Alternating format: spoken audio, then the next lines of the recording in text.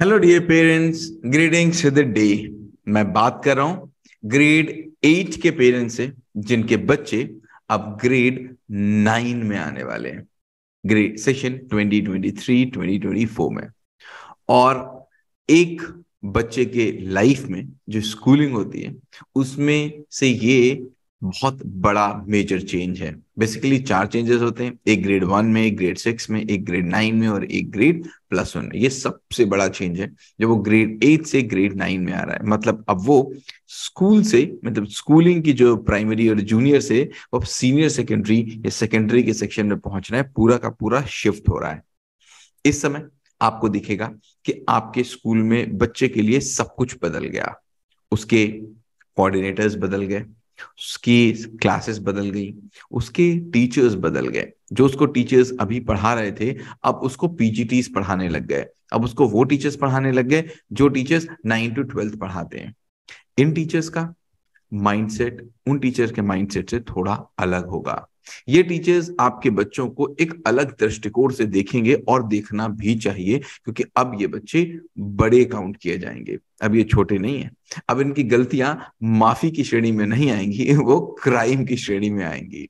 अब ये अडल्ट होने की राह पर बढ़ चुके हैं, और जब बच्चे अडल्ट हो रहे हैं, एडोलेसेंस की एज में हैं, तब हमको ज्यादा ध्यान रखने की जरूरत है। इस समय आप बच्चे की पढ़ाई से पहले कुछ और चीजों पे ज्यादा ध्यान रखेंगे।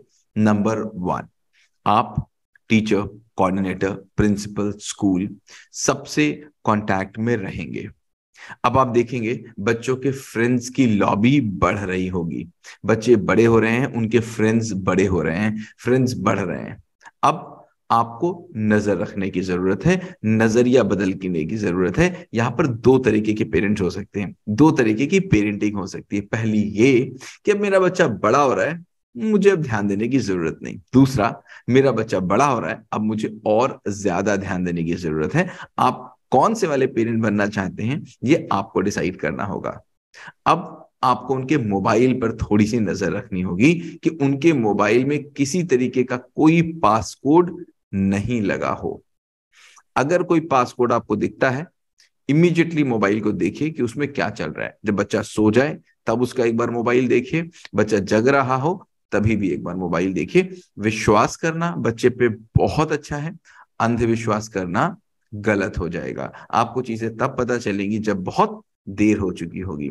तीसरी चीज, अब आपका बच्चा घर से किस समय निकल रहा है और घर पे किस समय आ रहा है, थोड़ा इस बात का आपको ध्यान देना होगा। क्यों? क्योंकि अब हम चाहेंगे कि आपका बच्चा स्कूल स्कूल की गाड़ी से न आकर के अपने आप आए।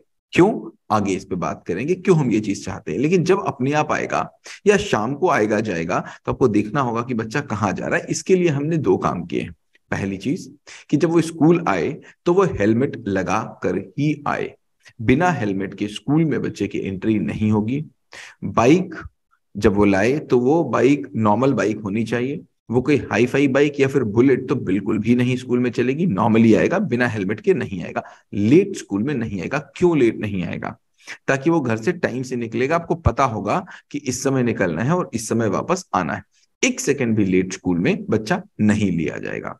इसके बाद एक भी दिन बिना एप्लीकेशन के आपका बच्चा छुट्टी नहीं ले सकता।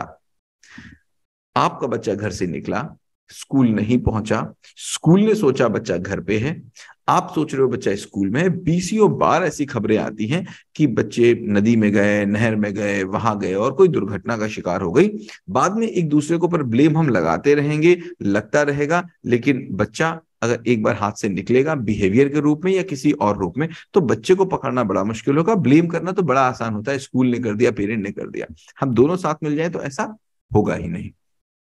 फिर हम एक्सपेक्ट करेंगे कि बच्चे के अंदर जो बायोलॉजिकल चेंजेस हो रहे हैं, अब बच्चा बड़ा हो रहा है, उसके अंदर बायोलॉजिकल चेंजेस हो रहे हैं, उसके मन में अट्रैक्शन बढ़ेगा। वो होगा ही होगा, आप उसको रोक नहीं सकते, कंट्रोल कर सकते हैं। यहां पर रिस्पॉन्सिबिलिटी माँ और पिता दोनों की है कि वो शाम को अपने बच्चे के साथ बैठे, खाना खाने के बहाने बैठे, पढ़ने के बहाने बैठे, एक बार पूछे जरूर क्या हुआ, क्या अच्छा और क्या गलत। हमको बच्चे को बताना पड़ेगा अच्छा और गलत दोनों। हम सोचे बच्चा सोसाइटी से सीखेगा तो बच्चा सोसाइटी से अच्छी और बुरी चीजें दोनों सीखेगा। पता नहीं कहां से वो क्या सीख रहा है। मेरा बच्चा है, मेरी रिस्पॉन्सिबिलिटी है, मैं उसके साथ बैठ के क्या बातें करता हूं। तो क्या एज अ फादर, क्या एज अ मदर, क्या एज अ पेरेंट, क्या एज अ बाबा दादी चाचा चाची छोटा भाई बड़ा भाई, हम बच्चे के साथ सही और गलत मॉरल संस्कार की बातें कर रहे हैं कि नहीं कर रहे हैं? अगर नहीं कर रहे हैं तो ये बहुत इंपॉर्टेंट समय है, हमको ये करना पड़ेगा। एंड एट द एंड बच्चे का एक टाइम टेबल होना चाहिए। मतलब आप पढ़े लिखे हैं नहीं है कोई फर्क नहीं पड़ता, आप बच्चे से बोलेंगे मुझे एक टाइम टेबल बना के दो कि तुम किस समय पढ़ोगे किस समय नहीं पढ़ोगे। और उसमें दो चीजें उसकी फिक्स होनी चाहिए, एक वो किस समय पढ़ेगा और एक वो कहां पढ़ेगा।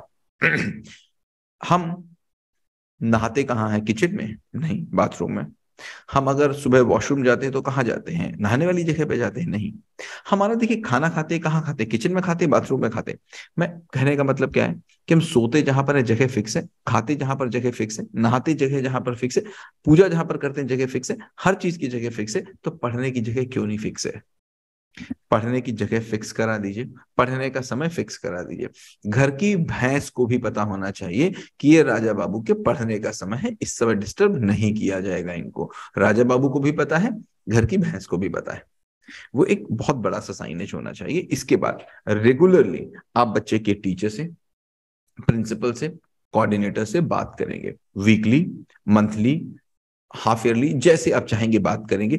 उनका फोन आएगा तो उठाएंगे जरूर, ये सोच के ब्लॉक मत कर दीजिएगा कि वो फीस के लिए फोन आ रहा होगा। फीस के लिए भी नेचुरली आएगा ही आएगा, लेकिन बात करिएगा, फीस के अलावा भी कोई और इंपॉर्टेंट बात हो सकती है। स्कूल में हर सैटरडे को टेस्ट होते हैं। जो भी पढ़ाया जाता है एक हफ्ते में, उसका सैटरडे को टेस्ट होगा, अगले सैटरडे को फिर होगा, अगले सैटरडे को फिर होगा, अगले सैटरडे को फिर होगा। हर सैटरडे को टेस्ट होता है। ये टेस्ट शाम के 2 घंटे में होते हैं, जिनको हम लोग बोर्डिंग बोलते हैं। अब ये बोर्डिंग क्या है वो सिखा बताते हैं आपको, और आपको ये भी बताते हैं कि वो टेस्ट कैसे होंगे, कब होंगे, कहाँ होंगे। तो सबसे पहले हम जितना पढ़ाते हैं उतना टेस्ट ले लेते हैं। अब अगर आज हमारी टेस्ट में परफॉर्मेंस नहीं आई जो मैंने कल तक पढ़ा है, तो इसमें एक महीने बाद कैसे आएगी? मतलब वो कौन सा जादू हो जाएगा कि वो आ जाएगी? मेरी परफॉर्मेंस अगर इस महीने जो मैंने पढ़ा उस पर नहीं आई तो 6 महीने बाद आ जाएगी, ये कैसा जादू हो जाएगा? नहीं हो सकता ना। तो हर एक सैटरडे को पूछिए, हर एक मंडे को पूछिए कि तुम्हारे मार्क्स कितने आए। उसके टीचर से कॉल कर लीजिए। व्हाट्सएप ग्रुप बने हुए हैं, हर सब्जेक्टिव, इंग्लिश का अलग, मैथ्स का अलग, साइंस का अलग, हिस्ट्री का अलग और पेरेंट का अलग। अपने व्हाट्सएप ग्रुप में एक्टिव रहिए, देखिए बच्चे के मेरे कितने मार्क्स आ रहे हैं। टीचर मार्क्स डालता है व्हाट्सएप ग्रुप में एक टेस्ट होने के तुरंत बाद। अगर आपका बच्चे के मार्क्स नहीं आए हैं उस ग्रुप में, टीचर से पता करिए भाई क्यों नहीं आए, और अगर आ गए तो बच्चे से पूछिए क्यों नंबर नहीं आए। जहां पर प्रॉब्लम हो बच्चे की तो बच्चे से बात, टीचर की तो टीचर से बात, प्रिंसिपल की तो प्रिंसिपल से बात, कोऑर्डिनेटर की तो कोऑर्डिनेटर से बात। जिस एंड पे जरूरत पड़ती है उस एंड पे बात करिए। मैं केवल आपकी रिस्पॉन्सिबिलिटी आपको नहीं बता रहा हूं, मैं बता रहा हूं आपका भी सहयोग चाहिए, क्योंकि बच्चा एंड ऑफ द डे है आपका ही। देखिए स्कूल चाहे कितना भी कोई काम क्यों ना करे, स्कूल के लिए अगर एक बच्चा खराब होता है ना, वो एक डेटा होता है। सच्चाई है। मैं क्या बोलूंगा, मेरे 100 में से एक बच्चा खराब हो गया, मैं अपने आप को खुश महसूस कर लूंगा। हा हा हा, केवल एक ही बच्चा तो खराब हुआ है, मेरे लिए वो एक डेटा है, मेरे लिए वो एग्जाम्पल है कि देखो इस बच्चे ने ये किया था खराब हो गया, इस बच्चे ने किया था खराब अच्छा हो गया। लेकिन आपके लिए और उस बच्चे के लिए तो वही एक बच्चा है ना। सो एक बच्चे की रिस्पॉन्सिबिलिटी जितनी हमारी है उतनी ही आपकी है। वो बच्चा आपका है, किसी और का नहीं है। अच्छा होगा तो आपका होगा, खराब होगा तो आपका होगा। अपनी खेती, अपना काम, अपना व्यापार सब जरूरी है, उससे पहले वो बच्चा जरूरी है जो आपका और आपने हमको दे रखा हुआ है। बात करते हैं डे बोर्डिंग की। डे बोर्डिंग स्कूल के बाद 2 घंटे चलती है। वो डे बोर्डिंग बच्चे के लिए मैंडेट है, इसीलिए वो फ्री है। हम उसकी कोई फीस नहीं लेते आपसे। क्यों? क्योंकि हम आपको अगर फीस लेंगे तो जबरदस्ती कर नहीं पाएंगे, इसलिए वो बिल्कुल फ्री है और उसमें आना ही आना है। उस डे बोर्डिंग में होता क्या है मैं आपको ये बता दूं। स्कूल में जितना बढ़ा, 2 घंटे स्कूल में बैठोगे, होमवर्क यहीं से करके जाओगे, घर पे नहीं। वहां कौन पढ़ाने वाला मिलेगा? कोई नहीं मिलेगा। आप यहीं होमवर्क करोगे। कोई प्रॉब्लम आएगी अपने फ्रेंड से पूछोगे, कोलैबोरेटिव स्टडी करोगे। प्रॉब्लम आएगी सारे टीचर्स बैठे, यहीं पूछिए, पढ़िए, जो आज पढ़ाया गया है यहीं पूछिए, यहीं पढ़िए और घर जाइए होमवर्क करके। अब आपका बच्चा जब घर पहुंचेगा तो होमवर्क करके पहुंचेगा, वो घर पे रिवीजन करेगा जाकर के। राइट, ये मेरा एजेंडा है। अब 2 चीजें, हम बच्चे को मानते हैं कि वो अब छोटा नहीं है और वो अब बड़ा हो गया है। जब वो बड़ा हो गया है तो वो अपनी रिस्पॉन्सिबिलिटी अब खुद उठाएगा। अब आप सोचेंगे वो चाइल्डिश अप्रोच बच्चे के साथ होगी कि तुमने काम पूरा किया कि नहीं किया, तुमने कॉपी बनाई कि नहीं बनाई, तुम्हारी कॉपी चेक है कि नहीं है, कोई नहीं देखेगा। पीजीटीज नहीं देखेंगे, ये बच्चा खुद देखेगा कि मेरी कॉपी चेक है कि नहीं है, मेरा नोट्स बना है कि नहीं बना। ये छोटी छोटी चीजें अब नहीं देखी जाएंगी, ये बच्चे की रिस्पॉन्सिबिलिटी होगी। आपको बच्चे को बताना होगा, हम भी बच्चे को बताएंगे कि भाई इतनी रिस्पॉन्सिबिलिटी अब आप अपनी उठाइए। That is one thing which is going to be change in the system. और कुछ नए सब्जेक्ट्स आ जाएंगे, जैसे आईटी आ जाएगा आपका सब्जेक्ट, कुछ सब्जेक्ट्स खत्म हो जाएंगे, जैसे जीके खत्म हो जाएगा। वहीं पर एक चीज बढ़ जाएगी, क्या? करियर।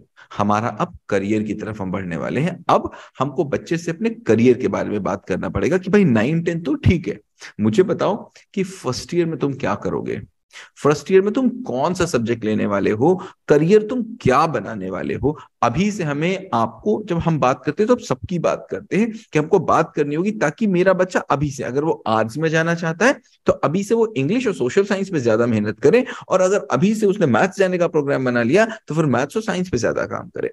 अभी से उसका करियर गोल डिसाइड होना चाहिए। जब वो ग्रेड 9 में आ रहा है उसी समय, ये केवल मेरी या केवल आपकी नहीं जिम्मेदारी है, सबकी जिम्मेदारी है, मिलके हम लोग ये काम करेंगे। इसके बाद हम कोशिश कर रहे हैं कि हमारे बच्चे क्लब्स में जाएं, हमारे बच्चे कुछ स्किल सीखें पढ़ाई के अलावा या पढ़ाई के साथ में।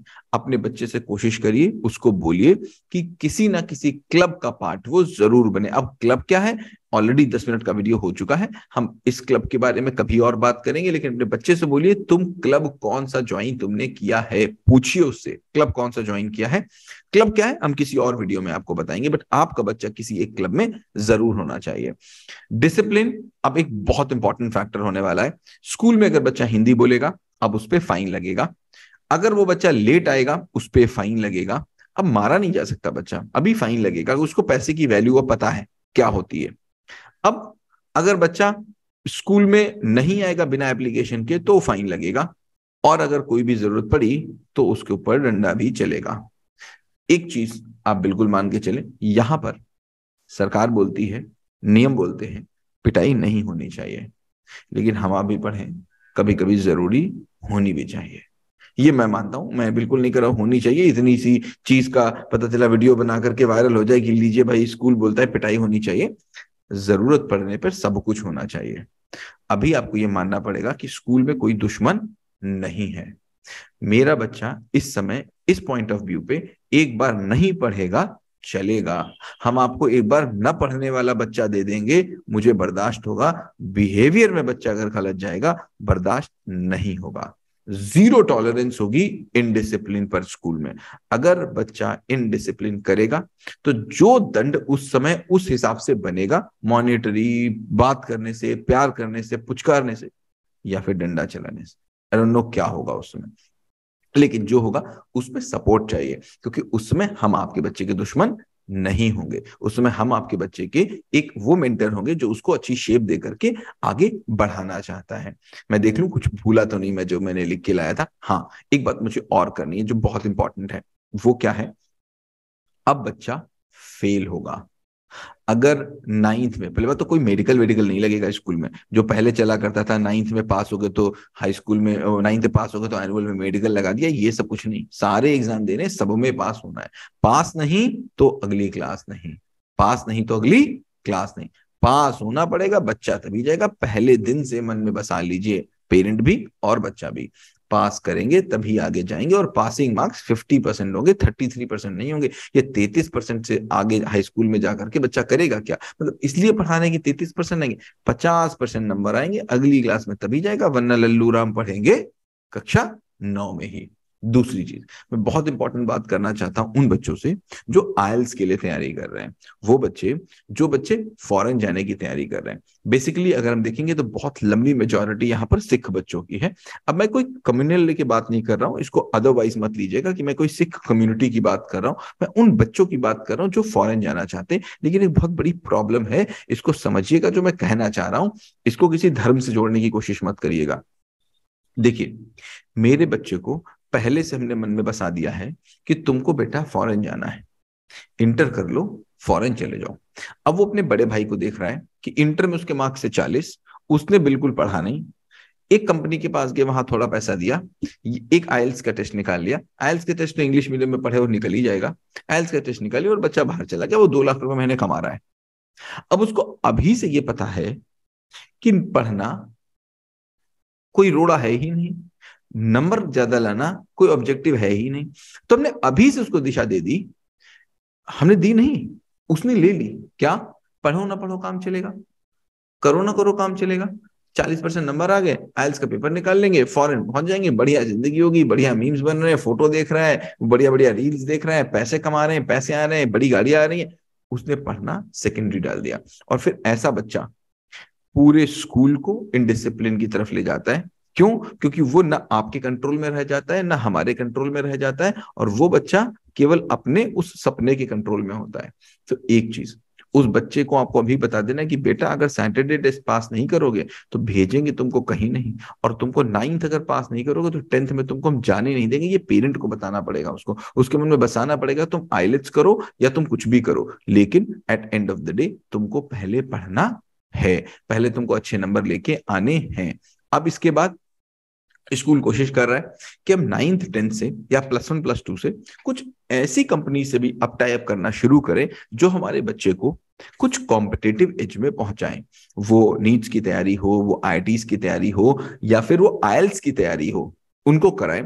स्कूल संपर्क में है, होपफुली इस बार या फिर अगली बार से हम इसको जरूर शुरू कर रहे हैं। हाँ, इसमें कुछ ना कुछ एक्सपेंसेस आएंगे, वो तो वैसे भी आते, अगर आप अपने बच्चे को कोटा भेजते, लखनऊ भेजते, दिल्ली भेजते, मुंबई भेजते, आते, वो यहाँ भी आएंगे, उससे तो बहुत कम आएंगे, लेकिन हाँ कुछ एक्सपेंसेस आएंगे। अब ये हमारे ऊपर रहेगा, आपके ऊपर रहेगा कि हम कौन सी कोर्स लेते हैं, कौन सा प्लान लेते हैं, या फिर किस कंपनी के साथ टाई अप करते हैं। बट हम एक्सपेक्ट करेंगे कि आपका सहयोग मिलेगा अपने बच्चों के लिए, और हम बच्चों के लिए वो भी सारा काम कर पाएंगे जो हम शायद अभी इस वाली दिशा में नहीं कर पाए थे। हाँ, हाई स्कूल का रिजल्ट बहुत इंपॉर्टेंट है, उसके लिए हमको 9th के पहले दिन से काम करना है, और वो काम हम सब साथ मिलकर ही कर सकते हैं, अलग अलग नहीं हो सकता। अब मैं देखूं कुछ बचा तो नहीं है मेरे पास पॉइंट। नहीं, मेरी तरफ से लगभग सारे पॉइंट्स पूरे। 17 मिनट का वीडियो भी हो चुका है, देख देख के आप बोर हो गए होंगे, लेकिन फिर भी 9th में आपका बच्चा आ गया, इसके लिए आपको बहुत बहुत बधाइयां, कॉन्ग्रेचुलेशन, आपका बच्चा बड़ा हो गया। लेकिन जितना बड़ा बच्चा हो रहा है, जिम्मेदारी भी उतनी बड़ी हो रही है, न कि उतनी छोटी हो रही है। मैंने इस वीडियो में आपसे अपनी बातें करने की कोशिश की। हम एज ए स्कूल हर एक पत्थर पलट देंगे जो रोड़ा बनेगा सामने, लेकिन उसको पलटने में थोड़ा सहयोग आपका भी चाहिए होगा, जो हमको जरूर मिलेगा। Thank you so much, have a great day ahead.